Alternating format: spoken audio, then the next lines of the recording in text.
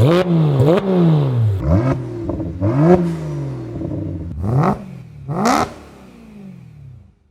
right, so my buddy Jason's back. Hey guys, how you doing? We did my 65 E6, what, 2 years ago now? 2016, yeah.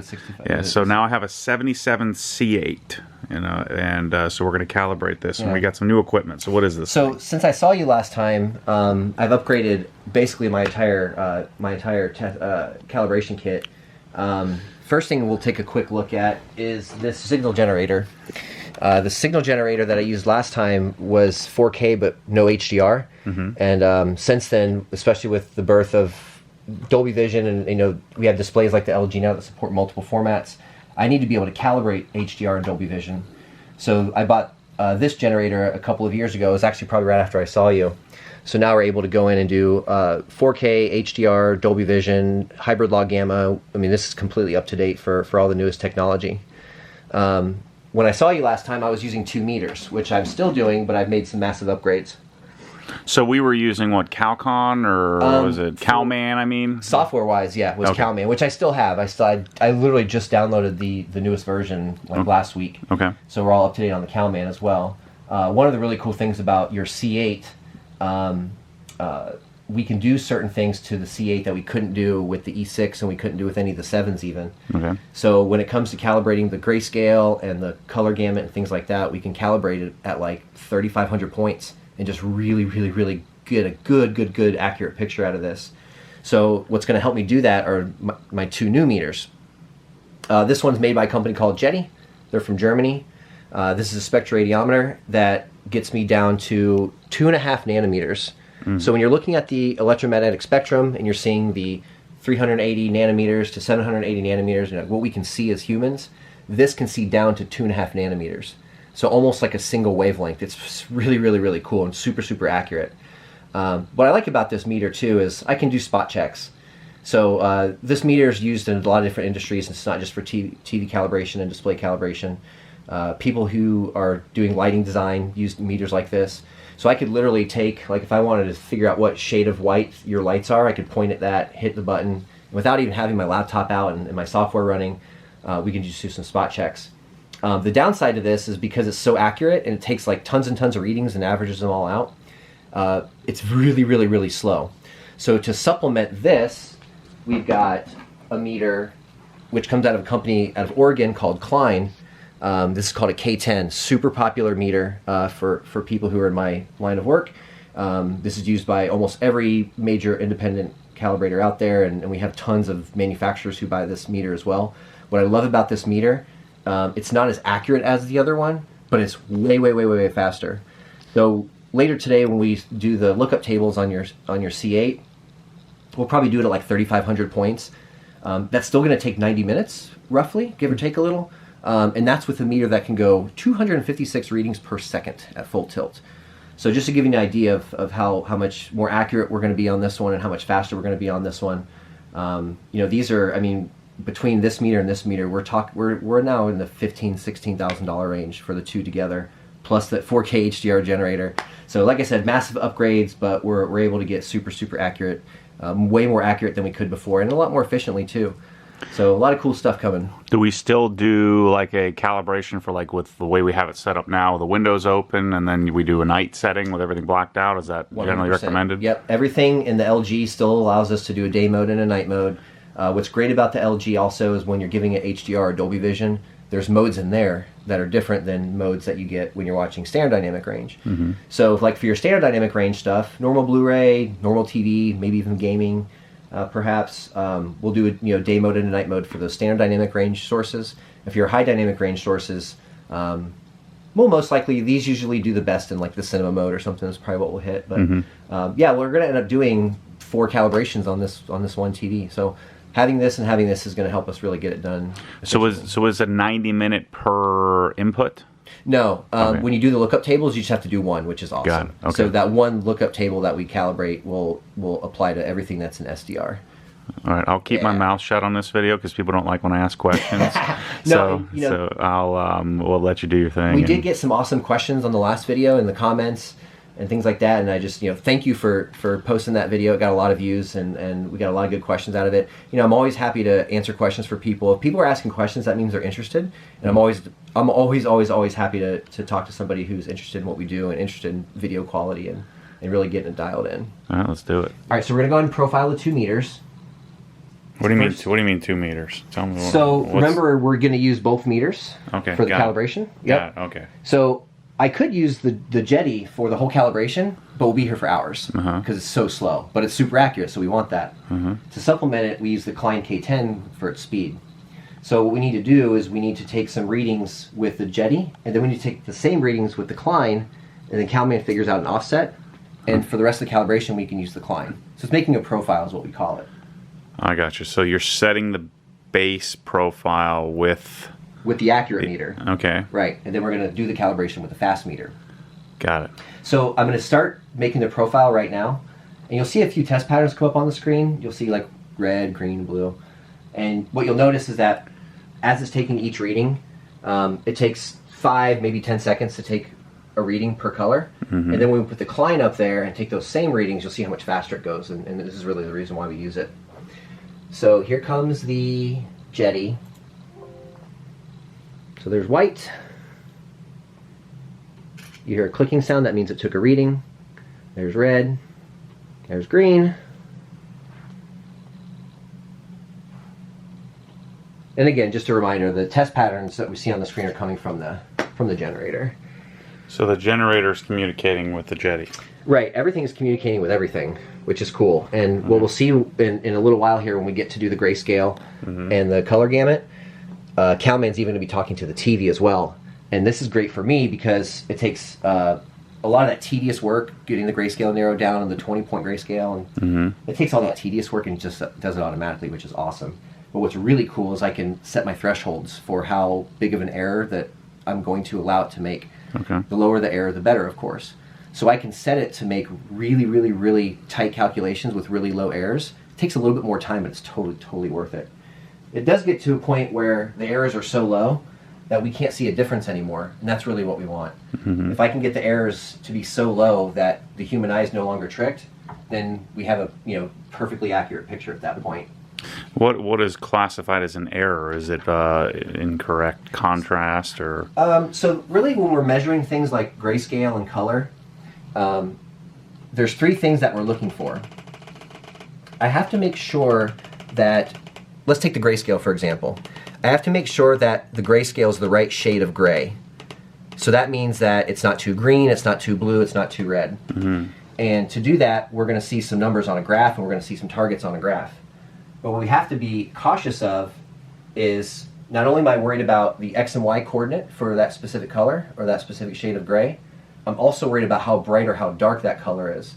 So color works in 3 dimensions, right? So if I take a reading with the meter's going to look at that shade of gray or that shade of red or whatever it is, and it's going to give me the X and Y coordinate on the visible light graph, and then it's going to give me a luminance level.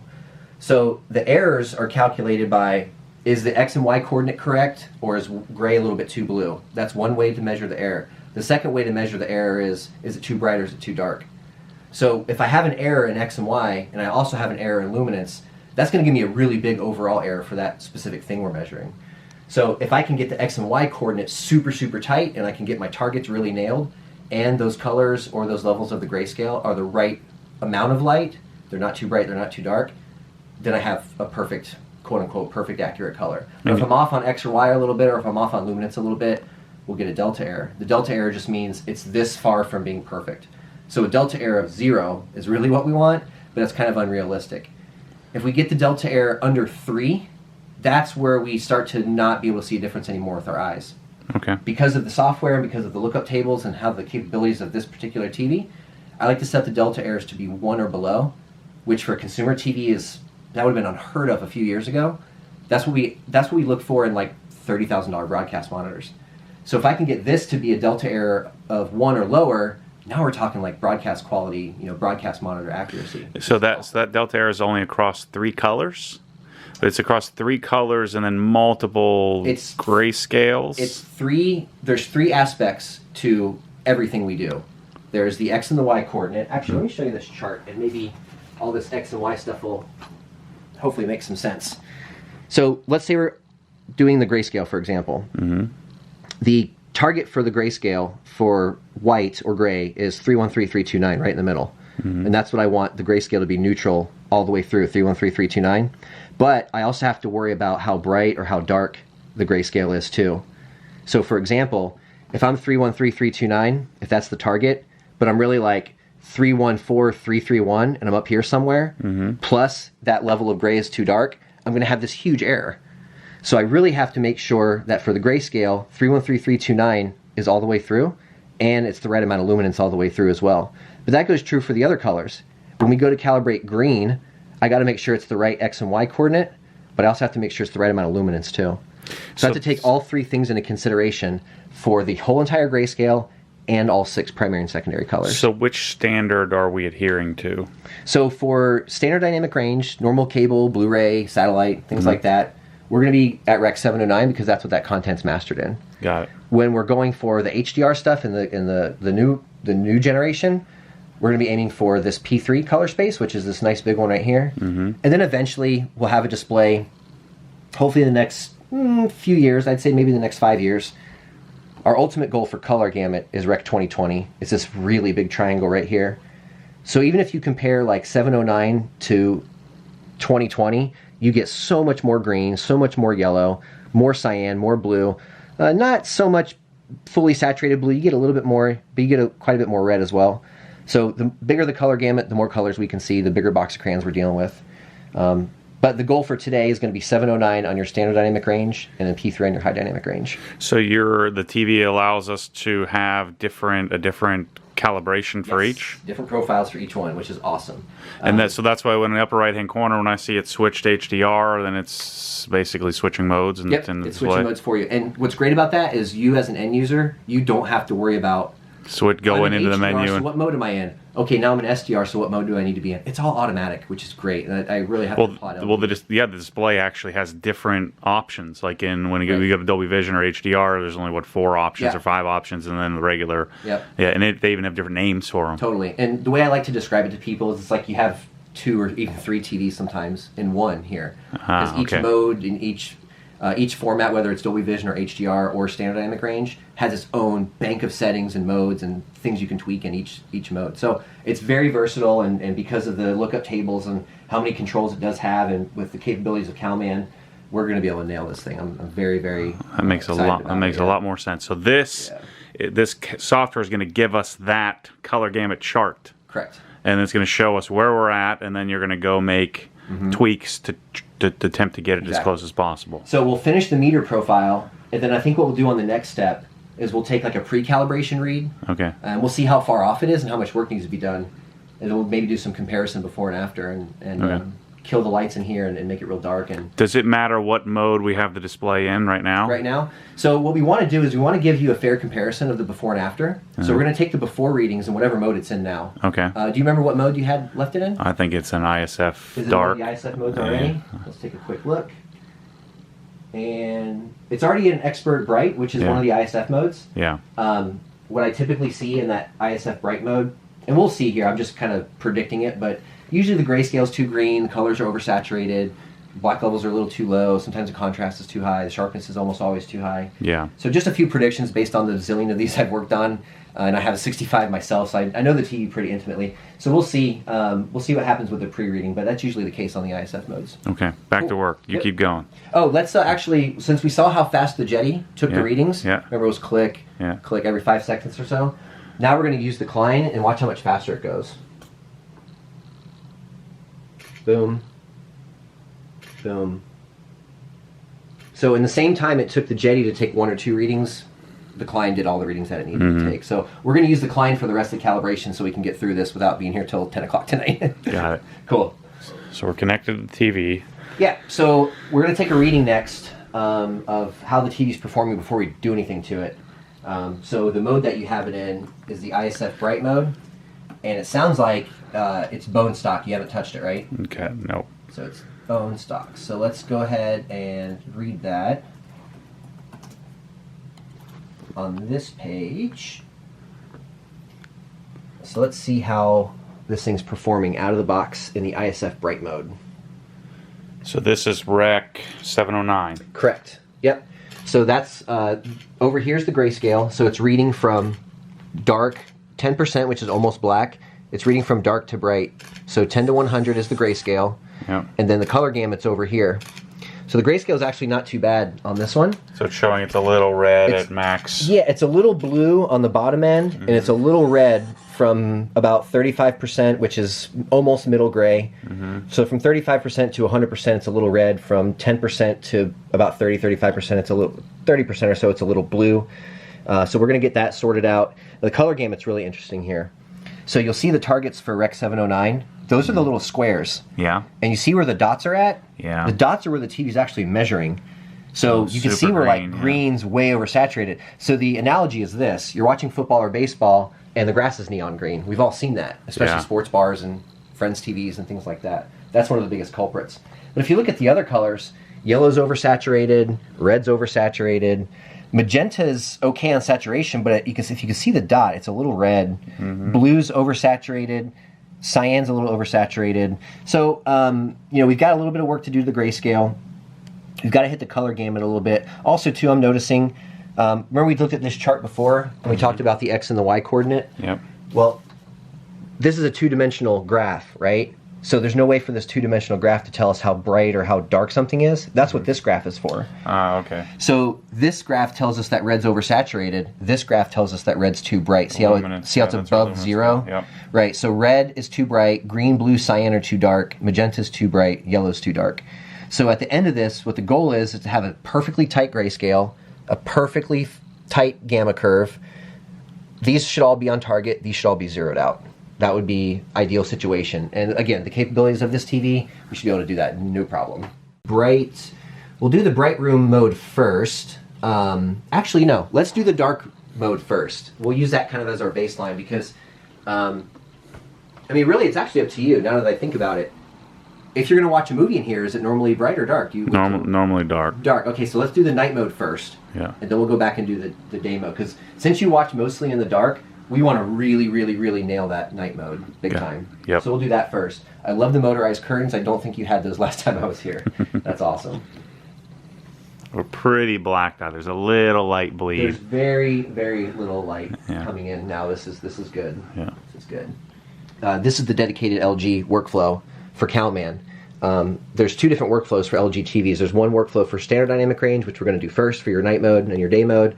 And then there's a separate workflow for HDR, and that workflow includes the calibration workflow for Dolby Vision and for normal HDR 10 stuff. So you're saying a step-by-step, do this, do that. Correct. Adjust this, adjust that, right. Work your way through. This is what's so nice about this software, is it literally walks you through the process. And if you saw how we used to do this before CalMan, we basically had one graph with one target, and you literally had to have all the steps memorized, and you had to do calculations. I used to carry around like a pad and paper with me because we used to have to do the maths ourselves. So in other words, we used to have to calibrate, like, if I measure white and it's this bright, then that means red should be this bright, blue should be this bright, green should be this bright. And we used to have to do all this math, manually. And it was normal. It was normal in its day, but looking back on it, it kind of makes us laugh because the software now is so much more advanced than what it ever used to be. So this step's pretty simple. We've already done all this. We've already got the meters connected and the generator connected and the TV connected. This page lets us set up our targets. So because we're doing standard dynamic range, we're going to be going Rec 709 for our target for the color gamut. We're going to go D65 for a white point, because that's how all the content's mastered. 313, 329, we're just talking about. And then our gamma, because this is a pitch black dedicated theater room, we're going to go with a gamma curve called BT1886. This is what matches dark theater rooms, mastering studios, and pretty much most new content for the past 10 years or so. So those are our targets. This is a feature that's pretty new to CalMan. We had to use this for OLED. This is called a full field pattern insertion. And what you probably already know about OLEDs, and most people watching this video already know about OLEDs, one of the things that we have to worry about with OLED is burn-in, or image retention. It's not as big of a deal as a lot of people make it out to be, but we certainly want to avoid it at all costs. So the last thing I want to do is calibrate this TV for an hour or 2 hours and have a big giant bright, rectangle up on the screen. Those are the things that we worry about. So what the pattern insertion does is you can set it for like every 30 seconds or so. A new pattern will come in, a new pattern will stay up on the screen for 5 seconds or so, and then it'll go away and the calibration continues. So it kind of gives the panel like a break every 30 seconds or so. So you're not just pounding it to death with the same test patterns over and over and over again. So this is a really cool feature. It's really helpful for OLEDs. You don't really need it for any other type of technology, but for the OLEDs, it's almost a necessity. So we'll go to 25, and then we got to change this over to, okay, that's good there. All right. So what this tells us is every 45 seconds, for 5 seconds, we're going to get a pattern that's 25% up on the screen. So that gives the panel a break. Your workflow for LG is over on the left there. It's kind of telling you how to do it. Yeah, it just kind of walks you right through it. And what's also nice about it too is there's a question mark right here, so you can find help regardless of whatever page you're on, which is kind of nice. Okay, we did the pre-calibration view once already just to kind of get a snapshot, but now that the lights are out and stuff, and this is also going to show up on the report at the end. So we're going to run this one more time. It should be exactly the same because we haven't switched modes or anything.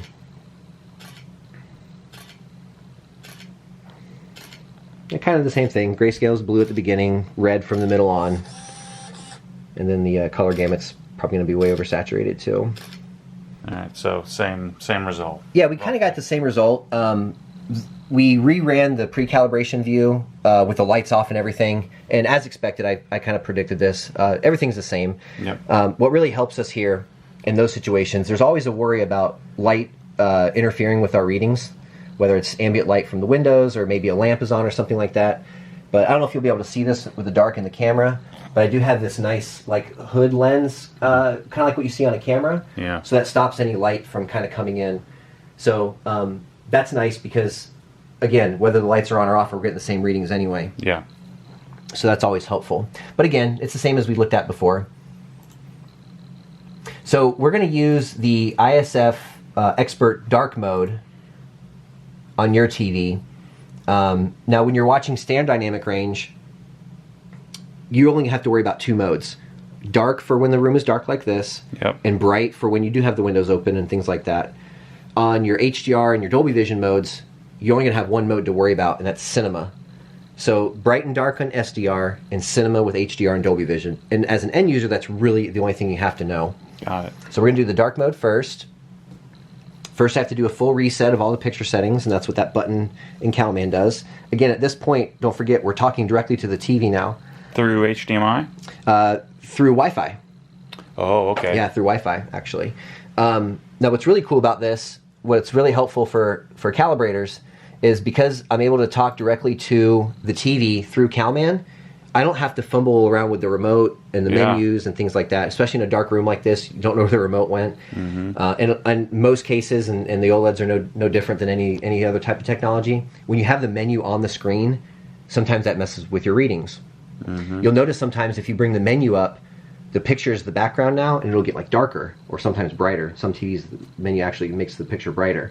So we don't want the menu interfering or polluting our readings. So being able to talk directly to CalMan through the TV eliminates that. It's pretty cool. So you'll see here, what I'm going to do is we're going to take a reading of how bright the TV is, and we're going to get it set for this nice dark room. But I'm actually going to control the TV through CalMan. So check this out. This is pretty neat. So we're going to do the continuous button. And right now, as the OLED light is set from the factory, we're at about 240 nits. Now for a dark room, we want to be closer to 100. 240 can be kind of bright in a dark room, but SDR content is mastered at 100 nits. So we want to try to match that. That's the whole point of this. Now the beauty behind this is, if I turn the OLED light down, so we go from 245 nits down to 100, and maybe there is a little bit of ambient light in the room, or maybe you sit far away from the screen, and 100 nits seems a little dark to you, that's okay. You can always turn the OLED light up a little bit, and it's not going to really mess with the calibration. It's not going to really screw up anything. It's just going to make the picture a little bit brighter for you. So we always like to set it at 100 nits as the baseline, because again, that's what the content's mastered at. And then you as an end user, you could always turn that up or down as needed. But because we're doing a day mode and a night mode for you, you might just switch between, just toggle between the 2 modes. Some people just get 1 mode calibrated and they just turn the OLED light up and down, which is kind of okay, but there's other things that happen in the bright mode that don't happen in the dark mode. Like the gamma curve is more aggressive. The contrast sometimes is higher. The brightness is sometimes higher. So really doing a day mode and a night mode is really the right way to do it. So at 245 nits, I can come over here to this OLED light control on the TV, and I can turn this down, and you'll see the luminance levels drop. So again, I'm not using the remote for the TV. I'm not going through the menus. I'm just doing it all through CalMan. Now, what I'm going to do is I'm actually going to get it to about 115 nits. And I know I just talked about getting it to 100. I do like to leave it a little bright to start, because as we do adjustments to the grayscale and other things, this might drop naturally anyway. So I'm going to start with it a little high, and then by the time we get done with it, it should be right about 100. But again, we can always adjust the OLED light for it to be correct for that mode and the room that we're in. So we're going to leave the luminance a little high. Now first we're going to make the lookup table for the grayscale. This is going to take a few minutes, but basically all we have to do here is click this nice little auto cal button. We're going to tell the TV to do the lookup points in standard dynamic range at 26 points. And here's where I was talking earlier about setting the delta error. So if you can see it in the camera right now, the delta error is set to 0.5, which is a very, very, very low delta error. Remember, anything below 3 is imperceivable to our eyes anyway. Anything below 1 is considered like broadcast quality. So if I set this to 0.5, I'm asking a lot of the TV. I'm curious if it can do it or not, and I'm very confident that it can, because all the other C8s, including my own, I've worked on, can do it. So we're going to do the grayscale at 26 points for the lookup table with a delta error of 0.5. So is this changing any settings in the TV, or this is just capturing what it is? This is just capturing what's happening right now, and it's going to calibrate it to D65, or in other words, 313329 in the next few pages. All we're doing now is taking some readings. Okay.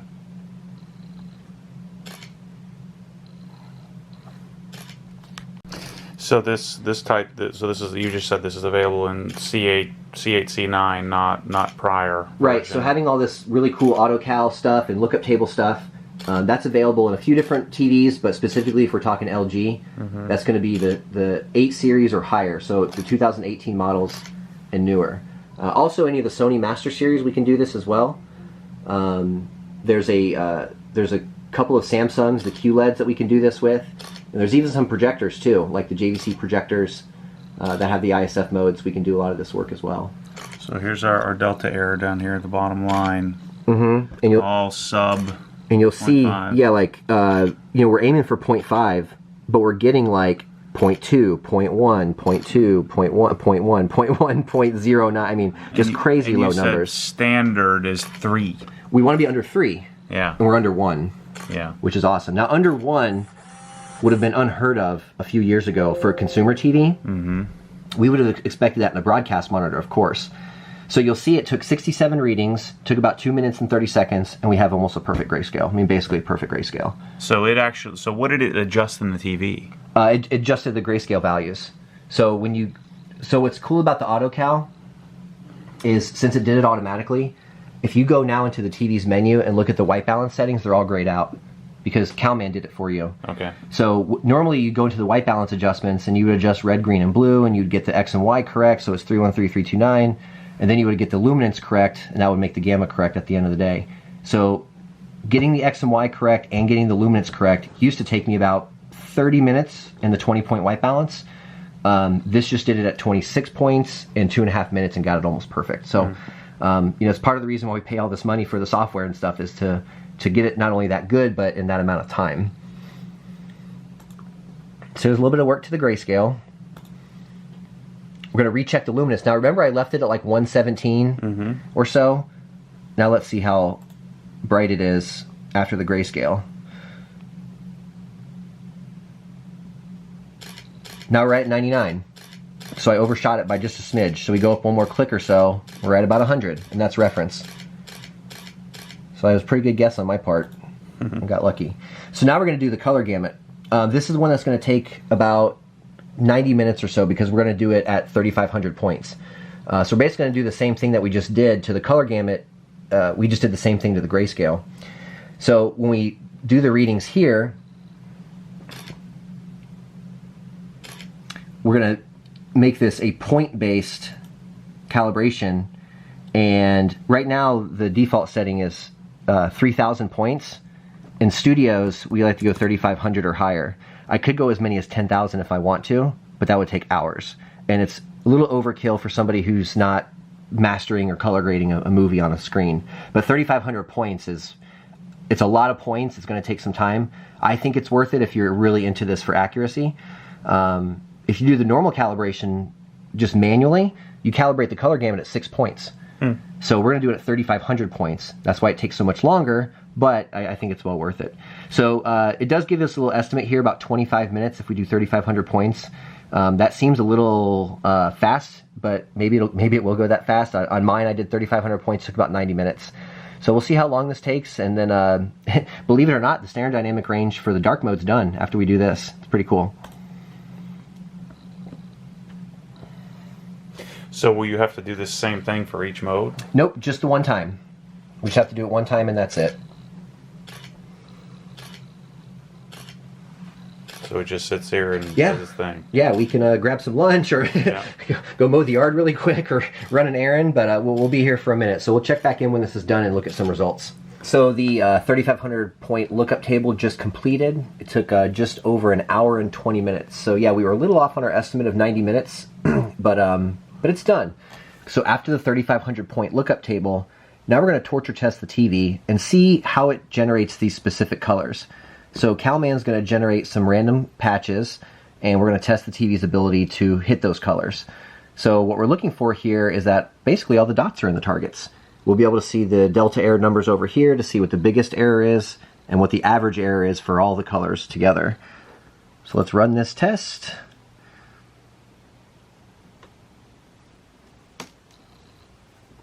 You'll see it's going to read a few different levels throughout the grayscale. Those are right in the middle, so that's good so far. And then we want these other colors to be on target as well. And as you can see, if the camera's picking that up, it looks like it is. So far, everything's at least touching, if not dead center. So this is good.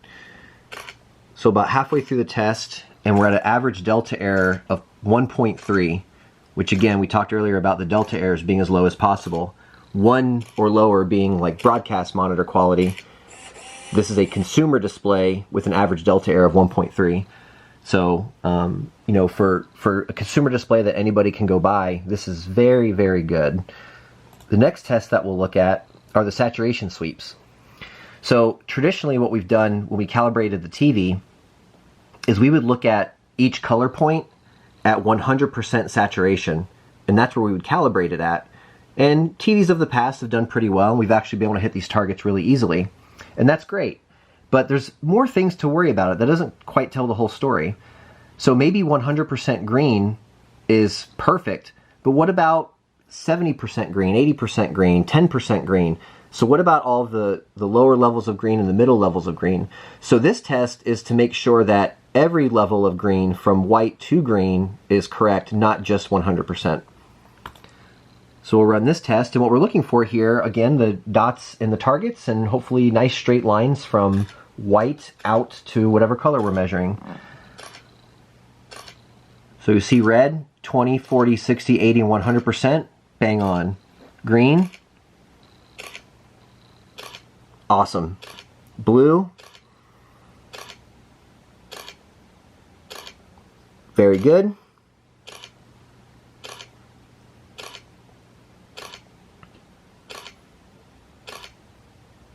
And last but not, magenta, and then yellow will be last.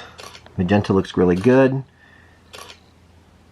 And there's yellow. That's fantastic. Now if we look over here, the average delta error for this entire test was 1.0. So that's awesome. And what this basically means, like I said before, if we're talking about green, for example, light green, middle green, and fully saturated green are all correct. On TVs in the past, we might have 100% saturation green okay, but like maybe the middle green is over or under saturated. So having that ability to do the lookup tables at 3,500 points lets us get this ultimate accuracy here.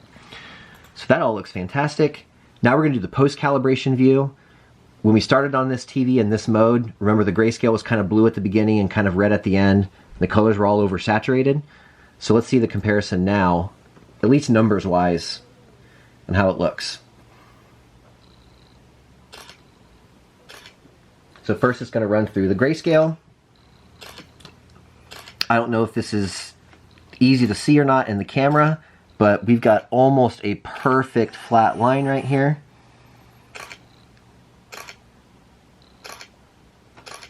Red, green, blue, cyan, magenta, yellow, all bang on, and we're right at 100 nits, which is reference for a dark room. What's that one black dot that you're throwing in there in the middle? So it does measure black just like it measures white, right? So that's the black. So that's the black, and you have to remember it's an OLED, so black is black, so no light's coming off the panel. So the measurement that it took of nothing ended up being way down there. We don't really trust that reading because it's black, but CalMan does measure it. On an LCD, you get a different reading because black isn't perfectly black, but it read nothing, and that's the number it spit out. So the grayscale, again, is like the delta errors are all nothing. The delta errors for the colors are all nothing. So this is awesome. And having the ability to do the 3,500 point lookup table, that really helps us to get this kind of level of accuracy. So really all we have left to do now is we'll run through the day mode really quick with the lights on, and then we'll knock out the HDR and the Dolby Vision, and this TV will be done. So to do the bright calibration, do you want to pull does your hood have to come off the front of the display? No, the only thing that we'll do visually are things like brightness and contrast. We still need the meter to do gamma and grayscale and things like that, but we're going to eyeball ourselves brightness and contrast for the day mode especially, and also sharpness. But everything else is still automated, which is kind of nice. So go here. Now on this mode, the bright mode, we're going to set it a bit brighter because lights, windows, things like that. What I like to do is I like to at least double the light output of the night mode. So if we did the night mode at 100 nits for a reference darkroom, we'll do the day mode maybe around like 250. If that ever seems bright to you for any reason, you can always turn the OLED light down a little bit. If you're watching maybe an animated film or cartoon or something like that, you can always turn it down. So we'll start with it a little on the bright side on purpose. So in this case, we're at about 240 now, which is pretty bright. If we doubled it, then we would be down. We'll start with it about the OLED light around 70. And again, you can always raise it or lower it, based on your preference for, maybe you have a headache one day and it seems too bright. You can always turn it down. That's no big deal. Now to do that, obviously I'm doing it within CalMan. If you wanted to do it yourself on the TV, just pop into the picture settings, take this OLED light control right here, and you'll notice you can go down and up as much as you want. We're going to start with it as a baseline of 70. And then again, if you're watching something bright or you have a headache or whatnot, you can always do that. You can always adjust that manually if you want to. So we'll start with it on the bright side because it is a day mode. All right, we're going to do the same grayscale lookup table that we did before. That's going to run through and do the exact same thing that it did before with the dark room setting. Now it's going to be the bright room setting. This takes about 30 readings for the grayscale, and then we'll take about 100 readings to get on the color gamut just to verify things, and then the bright mode's done. More time for everybody about the settings. Oh, sure. So what we've always done in the past is we would have to keep like a log of all of the settings that we calibrated. So like in a case of an LG, you might have a 20-point white balance, a 18-point color management system, and all these values are very specific and it's calibrated to that. But what happens sometimes is, by mistake or something happens, whatever the case is, somebody goes into the menu, doesn't really know what they're doing, and they hit picture reset, and that wipes out the calibration. And that's always a huge bummer because now I've got to drive 2 hours back up to your house and redo it all and charge you a whole bunch of money and just do it all from scratch again. But nowadays, with the lookup table capabilities, all of the adjustments and the calibration, all the stuff that we've done to it, those are now the default settings on the TV. So even if you went in there and you press reset, the default settings are the calibrated settings. So there's really no more worry anymore about like, oh my God, I reset the TV and no, my calibration settings are lost. Even if I move, like unplug it and unplugging it, reinstall it a month later. It's written to the TV's memory. Now, some things like the user settings might get reset, like brightness, contrast, sharpness, right? But those we're going to write down for you, and you're going to have them anyway. But I'd much rather pop in 3 or 4 settings that I have written down somewhere on a spreadsheet somewhere than recalibrating the whole entire TV. So no worries anymore about, oh my gosh, I hit reset, my calibration's lost. It's all written to the TV's memory now. All right, so that finished up SDR. Now we're going to do HDR. Yeah, and if you just want to take a quick look, if we compare the post-calibration report, here's the ISF dark mode. Come on, load up. So we've got, again, nice perfect grayscale. All of our color points are online, and we're about 100 nits because it's, again, a dark room. If we look at the bright room, same thing, we're just double the amount of brightness. So we have the exact same color palette, the exact same grayscale, exact same everything, it's just brighter. So now we're going to move on to the HDR. What about sharpness, all that stuff? We're going to go through that together, you and I, at the very end, and eyeball it. There's like sharpness and brightness and just those real basic settings like that. Those are all based on our eyes, not the meter. The meter can't tell us if something is too sharp or not sharp enough. That's something that we have to test with our eyes. But we'll sit down at the end together and do those together. With a pattern, right? With a test pattern, you got it. Got it. So now we're going to go to LG HDR calibration. It's another workflow that they have here in CalMan. And the process from here is about the same. We do have to set the generator to output a 4K HDR signal. So we're going to do that here. We're going to change the resolution to 4K. This is so great that I can just do this from the CalMan itself. Color format's going to stay 444 for chroma. It is HDR, so we want 10-bit. We want wide color gamut, so we have to check the BT 2020 box. And then HDR, we're going to do HDR 10 first. Now what you'll notice is once everything syncs up, we'll get a nice HDR logo up on the screen. Boom, there's HDR on the TV screen. So we know the TV is getting an HDR signal. We have to change the delta formula here, and we do have to change a couple of things for configuration, but nothing too crazy. 5525, that's good. Okay, our white point in HDR is still D65, 313329. That doesn't change. Now what we are going to do is take a pre-calibration view of HDR. And it's very similar to what we looked at in standard dynamic range. We are looking for a flat grayscale, and we're looking for the color points to be on point with each other. So the calibration we just did has no effect on this. This is like a separate... Right. We're doing now a completely different calibration for HDR. And that's just how it is right now. What we're hoping for in the future is that you just do one calibration on the TV, and the TV does all the math and applies the SDR white balance to the HDR. But we're just not quite there yet. So in this case, we do have to do 2 separate calibrations, one for HDR, one for SDR.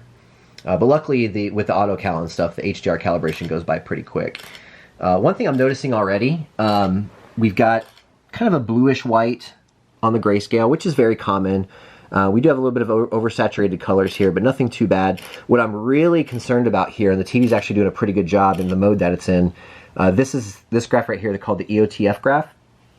We want to make sure that every level throughout the grayscale is as bright as it's supposed to be, because in HDR, it's all absolute values. It's not like with SDR, with gamma, where it's based on the room.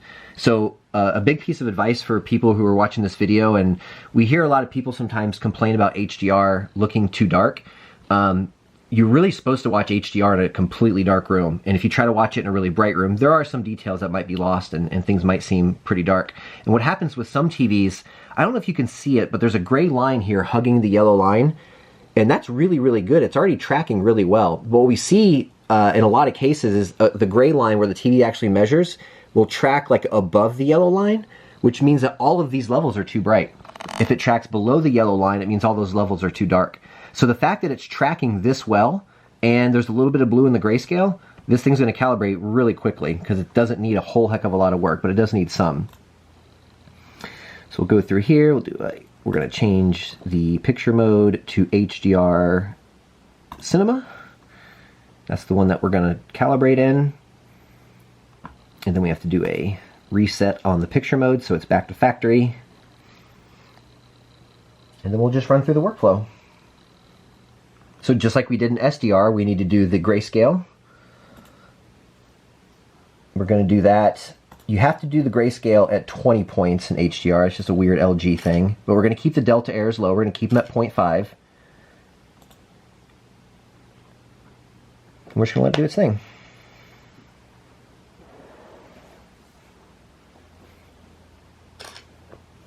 This is going to take about 20 readings, so it might take a minute, but we'll start to see some feedback here as soon as it starts taking the readings. It's kind of interesting because you can see the software working. You'll see levels that are like this and way off, and then you'll see it start to calculate and try to flatten everything out. And again, this is something that I used to have to do manually with the remote going through the TV's white balance settings. And it was tedious, and sometimes the menu would throw your readings off, and it took forever. So this is a much better way of doing it. So eventually we're going to have this nice flat grayscale and then a nice smooth curve on the EOTF graph. So our delta error is 0.3. Yeah, here's the grayscale. We just finished the grayscale in HDR, and again we have a nice flat line here. This curve you probably can't even see on camera because it's so tight and so perfect. Our overall delta error for the grayscale is a 0.3. We were aiming for a 0.5. It did even better than what we asked of it. So this is all good. Next we're going to go through and do the color gamut. In HDR, it doesn't take nearly as long as it does in standard dynamic range. You can usually have this one done in just a couple of minutes.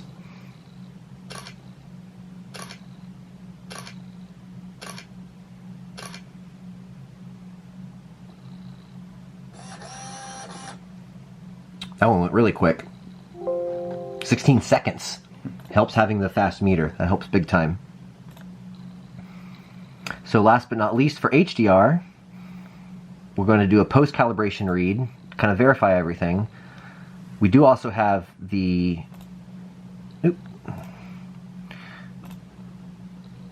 We do also have one more run of the grayscale. HDR is a little picky, a little tricky, I should say, because you're pushing the TV really, really hard at that point. So it's almost as if you had the volume up really high on your stereo, so high that it was almost distorting, and you tried to EQ it. It's hard to EQ it if it's overly driven. So when you're overdriving the panel, or if you're driving it really hard, the adjustments are way, way, way more sensitive. So we did the grayscale once a minute ago, then we did the color gamut, and now we're just double checking or redoing, if you will, the grayscale, just to make sure that it's nice and tight. We don't want any surprises when we look at content. So measuring things 2 and 3 times sometimes is definitely the way to go. The last thing we want to do is put on a disc and have all these weird banding artifacts and just weird things going on. So measuring these things a second and third time is always worth it. Okay, so we just ran through the grayscale one last time in HDR. It took about 77 readings, about 5 minutes. And what we're looking at here is a nice flat grayscale. What I want to point out on this EOTF graph and even the luminance graph, you can kind of look at both. So the way this reads is 0 is black, 100 is peak white.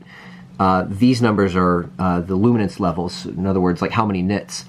So you can see on this particular TV where this yellow line flattens out is just over the 700 nit line, so we're probably about 720 nits or so at peak light output. Now, the way this works is we have content that is 1,000 nits, 4,000 nits, and 10,000 nits, depending on the disc and the technology. So the question now becomes, if I have a 1,000 nit disc, like Planet Earth 2 or Blue Planet 2 or any of those BBC documentaries, if that's mastered at 1,000 nits, but my TV's only capable of 720 nits, what happens to all that information from 720 to 1,000 nits? So like an explosion or fireworks or a sunset or high beams on a car headlights or something like that. All of that data that's in the signal, because the TV can't do it, just gets clipped out. But we don't want to hard clip it because you would literally see like no details. You would see a cloud or something and it would just be a big white blob. So what the TV does is something called tone mapping. So it tracks perfectly all the way up to its capability at about 720 nits, and then it just slightly rolls off. It's almost like a crossover in audio. So it rolls off nice and soft right here so you don't have any hard clips. So you are missing some details between 720 and 1,000 nits. but it's really not going to be that visible to your eyes that it's clipped. This is really interesting because we're in a point right now where we're kind of waiting for the displays to catch up with the content. So one day, if we have a 4,000 nit movie on a 4,000 nit display, this tone mapping and this roll-off doesn't have to happen, and you will see all of the details in the picture. So what we're going to end up doing in the next few years is going back and rewatching our old movies and being like, wow, I never saw that before. I never saw that flash before. I never saw that reflection before. And I'm really excited for things that are in Dolby Vision, like Blade Runner 2049 is done at 10,000 nits. My TV at home is just like yours. I'm only about 720 nits or so. So one day we're going to go back and watch Blade Runner 2049 on a 10,000 nit monitor, and it's going to look like a completely new movie. So it's exciting because we have some stuff to look forward to, but because of the way they figured out the tone mapping and the roll-offs and stuff, this is not damaging in any way to the picture. It doesn't look blown out. There's just certain parts of the picture that you're just not going to see. But the way they made it work is very, very cool. It's not like you look at the picture and say, oh my god, I'm missing half the picture. Pretty cool the way they did it. So we'll do one final read on this one for the color checker, and then we'll look at the saturation sweeps, and then we'll move on to Dolby Vision, and we're all done.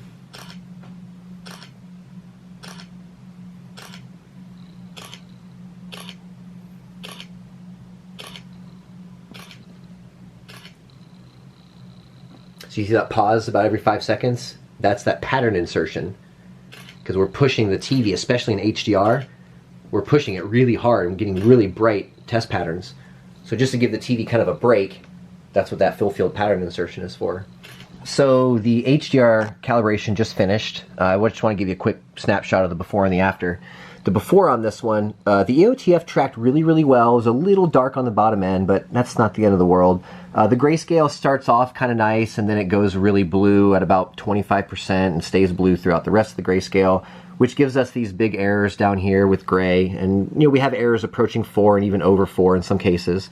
Again, we want to be under 3, remember. And the color gamut was pretty tight. It was a little over in some places, but if we look at the post-cal,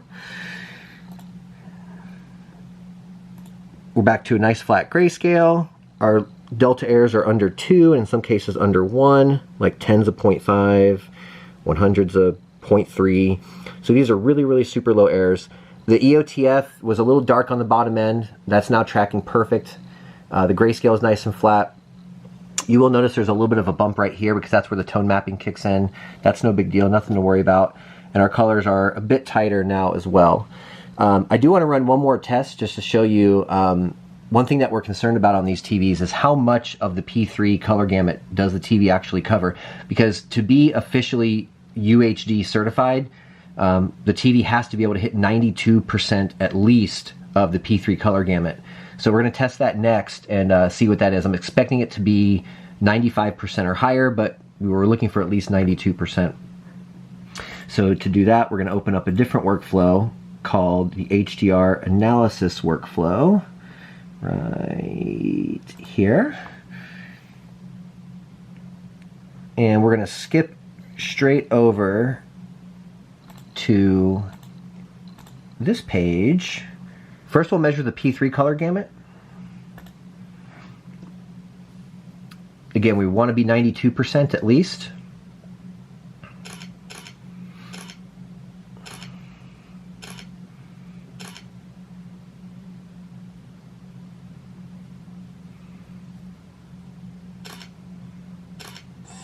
So we're 96 to 98% of P3. This is very, very good. Now we can also test the 20/20 coverage. Remember, this is the really big color space.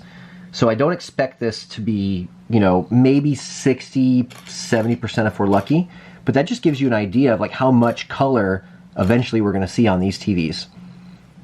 And again, we already have content mastered in that color space. So we're just waiting for the TVs to catch up. So yeah, we're in the 70s. That's pretty good. So 98, 96% on P3, 70-ish% on 20/20. That's pretty good. After this, we're going to calibrate Dolby Vision, and we'll be all done. Okay, so we just started the Dolby Vision workflow. This is very similar to what we saw in the HDR workflow. This process isn't that much different as far as the calibration is concerned. We'll have a pre and a post just like we did before. Just Dolby Vision is treated a little bit differently than HDR, so it does require a separate calibration. So It's the same process as the other modes and things like that. We're going to do a pre and a post and kind of compare the numbers at the end. Same thing, you do Dolby Vision in a dark room and just kind of resign yourself to when that's something that high quality, turn the lights off. Right, yeah. When you're watching that kind of stuff, then yeah, your best bet is to, definitely make the room as dark as you can. Sit straight on. You don't want to sit at an angle, especially if it's an LCD panel. That's the kind of stuff that we look for like, movie night. Make some popcorn, kill all the lights. That's really what that stuff's made for. So you'll notice right away, this is the pre-calibration. We haven't done any adjustments to Dolby Vision yet. And notice how the EOTF line, the gray line, is starting to track high. So basically, from 0 to 10, it's tracking correctly. But from 20% up all the way to where the tone map kicks in at 70%, everything 20 to 70% is too bright. And that could cause blowouts in skin tones, and even stuff that's not that bright will look blown out. And we definitely want to fix that kind of thing. Now, if we look at like our delta errors for the grayscale, I mean, we have numbers as high as like 16, 18, and even some of these lower numbers are even over 3. So we'll run through this and straighten that out, and yeah, we'll take a look. But the beauty of these newer displays is that we don't have, like, what we're doing here is not affecting the calibration of our expert dark mode. 100% correct. Everything that I'm doing in HDR does not affect SDR and vice versa. Or, our old school, like, 3-gun CRTs, I mean, every adjustment affected another adjustment. Absolutely. And it was a lot of, like, back and forth, and a lot of compromises had to be made. Yeah. If I'm watching it in cinema, I have to deal with the grayscale being off, but I'm watching it in another mode, the grayscale's okay. There's all that kind of stuff that we used to have to make judgment calls and compromises and that kind of thing. It's just, all that stuff's not an issue anymore. Okay, that's enabled, and we're in relative mode for Dolby Vision. Cool. So this all should look kind of familiar at this point. It's all about the same from here on out. We'll do the grayscale, then the color gamut, and compare at the end. So this should be a remarkable difference. Yeah, your Dolby Vision was way too bright in the middle. And really, it's funny. It's kind of like audio, right? Like, if you think about audio, it's 20,000 hertz to 20 hertz. How much do you actually listen to that's at those extremes? Nothing, right? Everything's in the middle. And video is the same way. So having the middle of the grayscale way too bright or way too dark or the wrong color, I mean, that's the bulk of the stuff we're looking at is in the middle. So you should see some really big improvement. Now, what's cool about Dolby Vision is you can get Dolby Vision content from a lot of different sources now, the biggest one being Netflix. All of the HDR stuff in Netflix is Dolby Vision. So there's certain shows like Altered Carbon and Santa Clarita Diet and all these just like amazing looking shows in Dolby Vision, and now they're gonna look absolutely awesome. The one that I've been watching lately, I haven't finished it yet. It's another BBC David Attenborough thing. It's called Our Planet. It's just remarkable, and seeing it in a dark room, properly calibrated, sitting at the right distance, having your sound all correct. I mean, that's what we're going for here, is the experience. You can just disappear and watch a movie and not worry about, bills and kids and school, and that's what we want. We want people to just enjoy themselves. But having the system set up correctly and tuned correctly is part of it. All right, so that was a big correction change. Yeah, the Dolby Vision just finished up, and you can see the grayscale, again, nice and flat. And if you look at the EOTF, it's like, again, perfect. You can't even see the gray line. And if you look at the color targets, those are spot on as well. So I think we're to a point now where the bulk of the calibration is done. You and I do need to look at a couple test patterns with the windows open for the day mode for SDR. And from there, we can start actually looking at some content. I don't know if the camera's going to pick it up. Yeah, the camera might not have enough dynamic range to really catch this, but this is the dark mode for when the lights are off and windows are closed and things like that. Let's say you have some people over, the windows are open, you guys are watching football or whatnot. There's the bright mode. Could you see it get brighter on the camera? Yep. Yeah, a little bit. So these are the two modes that you're going to use for SDR, either bright or dark. And just to give you an idea, the way the TV comes out of the factory is in this APS mode, auto power saving mode, which is their most energy efficient mode, and that's how they are shipped these days. It's a very, very bad picture mode. I don't know how this is going to show up on camera, but did you see it shift pretty hard on the camera? Yeah. It's oversaturation. It's way oversaturated. There's details in the girl's red dress down here that are just gone. The skin tones are all orange. There's a lot of noise, and the sharpness is too high. I can see it from here. And this is, I mean, when you pay this much money for a TV and don't do anything to it, this is what you get out of the box. And this is how most people do it. Just to give you an idea how it is in the store, it's even worse. It's in this mode called Vivid, and it just gets even worse from there. So don't worry about any of these modes anymore. You're just going to worry about either the bright mode or the dark mode, depending on how your lighting situation is. And as I said before, if you're watching something in bright mode and it seems too bright, maybe you're watching some cartoon or something, you can always take the OLED light, and the camera can probably catch this, getting brighter and darker. But we had it right at 77. Boom, for the bright mode. Cool. Now the last thing we have to do is turn on some lights, and we are going to make some adjustments to the bright mode for brightness, contrast, and the sharpness, and then we're all done. So we've got all the lights turned back on. We're going to make some manual adjustments. We're going to eyeball a few things for the ISF modes for standard dynamic range at least. The first thing we notice right away, this is a pattern that shows us the geometry of the panel, and there's a few things that stand out to me right away already. If you notice, this pattern makes a big diamond shape, and you notice the tips of the diamonds are chopped off. Can you see that? Yeah. Back there? That means the overscan is turned on, which means the picture is zoomed in a little bit. They do this on purpose because, you know, let's say you're watching cable or something, and sometimes cable's not perfect. Sometimes you'll see these weird distorted lines around the edges or around the top or something. So they'll turn the overscan on purpose, so if you're watching cable or broadcast, you don't see that kind of stuff. But the problem is just like anything else. If you take a photo with your phone or with a nice camera or whatever, and you zoom in on that photo, does it get more or less clear? It gets less clear because you're zooming in. So we don't want to zoom in on the picture if we can help it. So it's a very simple adjustment. If you go into the picture settings, it's deceiving because the aspect ratio is set to 16 by 9. And correct me if I'm wrong, this is a 16 by 9 screen, right? Yeah. So that seems right. So most people don't touch this. If you go here to just scan, if you turn that to on, see the pattern changed? Yeah. And now we can see the tips of the diamond.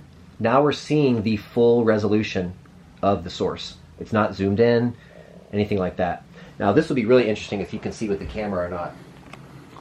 If we come in real close, when you're adjusting the sharpness, if we look at these little black lines right here, and if you look at some of the numbers, if the sharpness is too high, it's really obvious. So let me crank it up on purpose so you can kind of see what I'm getting at here. If we go to the sharpness setting, right here. Now I'm going to rip it up all the way, watch. Down, up. See all that distortion that gets added in, all those white distortions and kind of halos? That's severely distorting the picture. So it's counterintuitive. You actually need to turn the sharpness down to get a sharper picture. Otherwise, you have a lot of distortion around things like text. You know, these zeros have all these jagged edges. There's white distortions. And if you look at, you know, real people and things like that, it gets really bad when you start looking at, like, if you look at all the noise and splotchiness of their skin. This guy looks like a cardboard cutout. I don't know if you can see the edge, right? The sharpness is way too high. So you turn the sharpness down, it softens up the picture a little bit, and all of your edges and all of your noise and all of your distortion is completely minimized. So these are things that you have to check with your eyeballs instead of using the meter. The meter can't tell you stuff like this. So the sharpness is going to come down to 0. That's very common for these panels. And the next thing we need to do is adjust the brightness. And we can only do that from your seating position and with your eyes. So if we pull up the brightness test pattern, now this is really important for a day mode especially. What we're looking for here is, I don't know if you can see the boxes. It's pretty dark at the moment. Can you see some boxes up here? 23, 24, 25. Does the camera pick that up? Yeah, a little Let me bit. crank it up really high so you can kind of, on purpose, see it. Yep. So this whole top row, starting with 17, we should see 17, 18, 19 all the way up, and have a black background at the same time. That's really the ultimate goal. So if we turn the brightness up too high, everything that's supposed to be black, like 15 and 16 being the background, and even the lower numbers at the bottom, if we leave the brightness really high, now the picture looks super washed out. Now all of our blacks are like really gray. And if you turn the brightness down too low, you got nothing, right? So I want to point out something that's really important here. The factory position for the brightness is at 50, right? And at 50, with my eyes, the camera is definitely not going to see this, but with my eyes, I can see box 21, and I can barely see box 20. 19, 18, and 17 are all completely disappeared, right? So what that means is my darkest shadows in a show or a movie or a video game are completely lost. So remember season 8, episode 3 of Game of Thrones when everybody was complaining about how dark it was? Mm-hmm. We've got a really bright room, and we've got our black level set too low. So when Jon Snow and everybody's fighting the White Walkers, you can't see anything. So we've got to be able to bump the brightness up to where you can actually see stuff. But we don't want to turn it up too high to where the picture is all gray and washed out. So there's a happy medium between black and gray and getting it all right. So you and I just need to sit down and just kind of look at it together and figure out, okay, so 50 is the factory setting. Now I'm going to turn the brightness up, and with your eyes you'll see this, with the camera probably not, but we'll start to gain more boxes across the top. I can see 21 right now. What about you? Yep. 21, okay. So if we come up on the brightness control, there's 20. Yep. I can kind of see 19. Mm-hmm. There's 18. Yep. And there's 17. Yep. If I come down a click, can you still see 17, or is it gone? It's gone. It's gone. So 58's the right setting. Now, I would never, ever, ever do this in a dark room, because if we kill the lights with the brightness at 58, which button is it? The other one. The right one. Right one, bottom? Yep. If we do this, and again, I don't know if the camera will pick this up or not. Can you see the bottom row of boxes? Yeah. That means the black level's too high. The bottom row of boxes should blend in with the background. See, I don't know if you can see this quite with the camera, but the background now is gray. Yeah. So if we were to leave the black level this high in a dark room, now the picture looks washed out. That's why we have to do a day mode and a night mode. So in a day mode, it's fine to have the brightness at 56 or 58, wherever we left it. But in a night mode, that's completely wrong. In the night mode, the brightness is at 50, which gives us a black background and still being able to see 17. So again, the auto cal is great for doing things like grayscale, color gamut, but things like sharpness, brightness, contrast, all the main settings in the main menu, those are still things that we have to eyeball. So for the contrast, at the end of the day, for the contrast, we really want to try to see as many boxes as we can. But what's really important for the contrast is that we see this box right here, 235. I can see the 235 box very easily. You can probably too. Mm-hmm. I can actually see all the way up through this row, and I can actually see myself up to about 248. Yep. So this is very, very acceptable for the contrast. Now, we could, this is one of those judgment calls you have to make sometimes. If I lower the contrast for the bright room, so here's the contrast control. As I lower the contrast, let's see if more boxes appear. Yep. More boxes appeared, right? But we had to turn the contrast down 5 or 6 clicks to get a few more boxes. In a bright room, I'd rather have the light output. So it's okay sometimes to sacrifice the brightest boxes to get more dynamic range and to get more light output. But we're only talking 5 clicks here, so it's really not the end of the world. Sometimes it takes 10, 12 clicks to get some more boxes to appear. So yeah, we're sacrificing some of the very, very, very brightest, but the legal range for black to white in a video system is 16 to 235, which is why we tried to see 17 on the previous pattern and why we want to see 235 on this pattern. So yeah, we may have sacrificed a couple of boxes, but we have more dynamic range. Now these aren't that big of a deal. These are actually outside of the legal range for video. So the only time you'd see any of these details anyway would be if like maybe the camera caught a reflection off of an ocean or off a chrome bumper or something like that. Very, very, very rare. So again, it's one of those judgment calls you have to make. I'd rather have a little bit more light output, especially when the room is this bright with this many windows and lights and things like that. So we adjusted the sharpness all the way down. That's all good. We've got the brightness. We turned it up a little bit for the bright room, and we left the contrast alone. That was okay where it was. So we've done all of our visual checks. We've done everything with CalMan. We're at a pretty safe point now where we can start actually looking at like a real movie and real content and really seeing what the thing's capable of. But it turned out great. All the numbers were awesome. I wouldn't expect any less out of a C8. Like I said, I bought one for a reason. I calibrate lots of them. I'm up to 2 of them now at the house, actually. So, you know, it's kind of like you ask the mechanic what kind of car they drive, you know, so it's kind of like that. But they're awesome TVs, and they're great price right now. And for somebody with a room like this, who a projector might not be totally appropriate, just because of the size of the room and things like that, this is a fantastic option. I mean, even at full retail, this TV is like $7 grand. A decent projector is going to be at least $5. Plus, you need to buy a screen and treat the room a little bit differently, paint the walls dark and stuff like that. So this is an awesome, awesome alternative for the money for what you can buy right now. So you know, mating this up with a good source, a good Blu-ray player, a nice receiver. A lot of people forget about the source. They'll spend all this money on a TV and get it calibrated, and all they watch is cable. And it's kind of like, you know, this term's always thrown around. It's always funny, but you know, crap in, crap out. So if you feed a really good TV a bad source, it might not be too great at the end of the day. So good source, good TV, good room, all the stars are aligned, and this is really the right way to do it. Stream all you want, that's all fine, but just keep in mind that there's a lot of compression artifacts when you stream. If you really care about the content, if something you're really, really into, my biggest advice is always to buy the disc. I know you have to go in and put the disc in and push play, but the gain you get in quality, and especially in sound too, because you're on compressed sound now, it's always a great way to do it. So your best stuff, if you're having friends over, if it's movie night, set the TV up correctly, sit in the right spot, get the room dark, have good content, have a good source, and that's really the ultimate way to get your system performing its absolute best. Now, as far as the sound goes, I think you're going to have somebody come in and calibrate the sound for you in a couple weeks, right? Maybe a month or so. So this room will be super, super nice once it's all done. You've done the acoustic treatments. You've got the video all taken care of now. This will be a really fun place to watch a movie once it's all done. So we'll take a look at some content, and thanks for having me again. And if you guys have any questions that are specifically about this TV or any TV for that matter, feel free to drop some questions down in the comments, and I'll answer them as best as I can.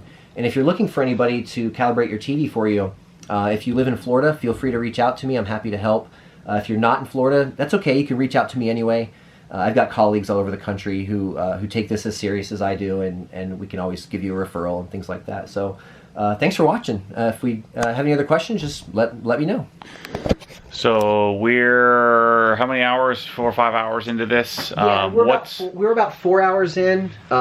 We did lose about half an hour because I failed to plug my computer into to the wall, and it went to sleep and kind of cost us about a half an hour. But all said and done, we're about 4 hours and 15 minutes. Yeah, so we're 4 hours, and what's the cost? We'll be probably right at 400 for this one. $400. So Yeah. that's what we're doing. Yeah.